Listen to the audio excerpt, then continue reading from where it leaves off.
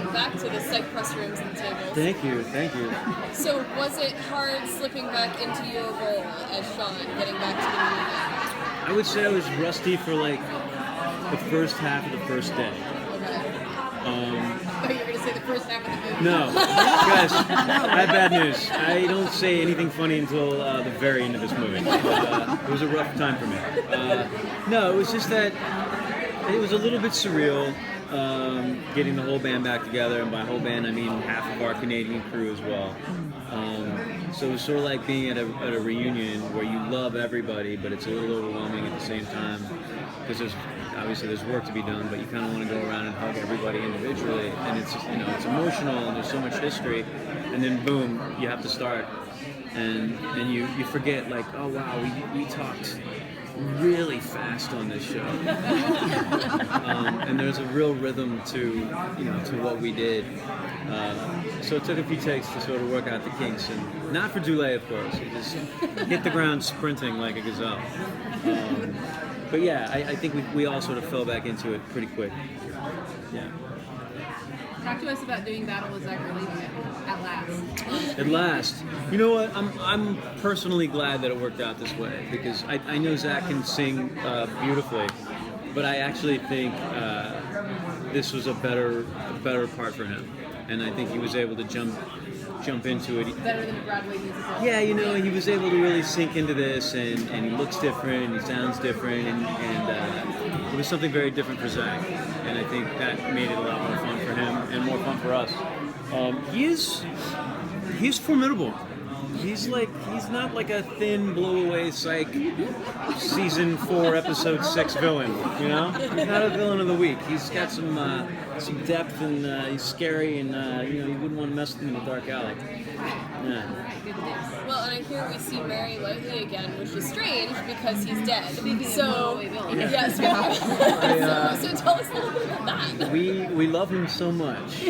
We refuse to be derailed by the fact that he's no longer living. I believe he's now appeared on the show more post-death than he has when he was actually alive, and we take great pride in that.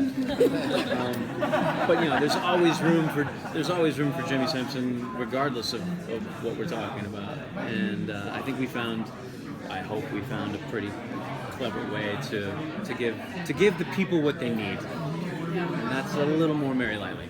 How did the story, how quickly did the story come together, you and Steve talking about it? Where was it something you always had an idea? I don't think Steve ever stops thinking about ideas for Psych. I have a feeling that this and 2 more movies are already sort of on his laptop that nobody knows about. So when we got together, he had, I would say, 60% of the story pretty clean in his head, pretty clear. And then I just started throwing little moose bushes at him. But yeah, he had a pretty good idea of what story he wanted to tell with this. I just wrote co-pilot. It was a breeze for me.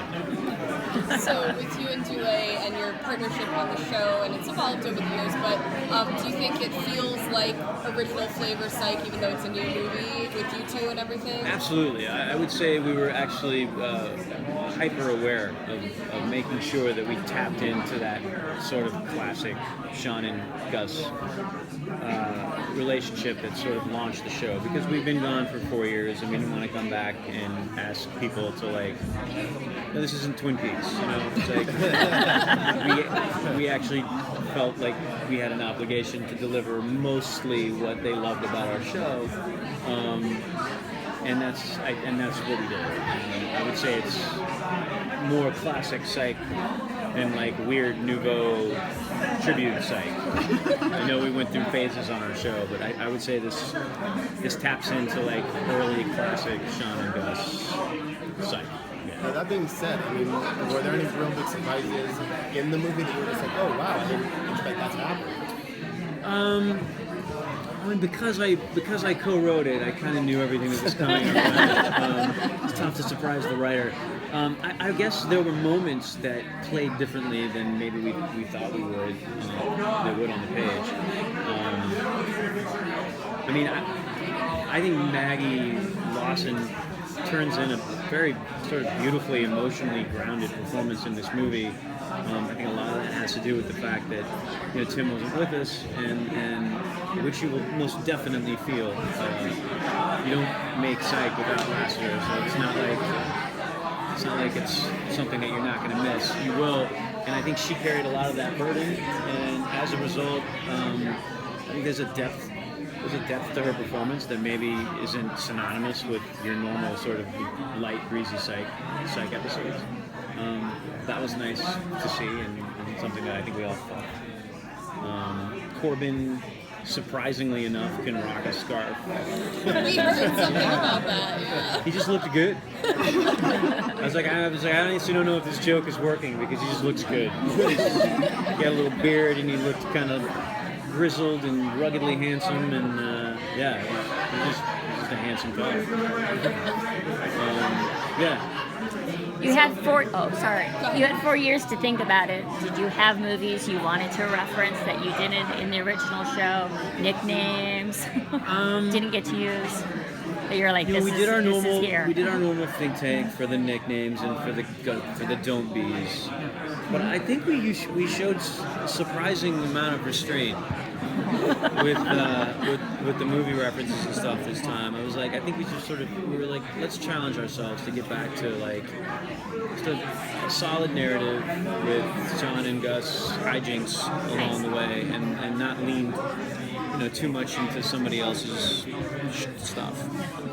You do that when you make 100 and some odd episodes or something, but when you only have to make one, let's see how much of it we can come up with on our own. Very cool. Can you share a reference that got cut that you liked a lot? There was a pretty fantastic alien gag, the original Alien, that would have given you Alien and unfortunately also Kurt Smith. And unfortunately, you get neither of those things. You stole fizzy lifting drinks, and so you get nothing. Well, we still get the movie. Thank you so much. Yeah.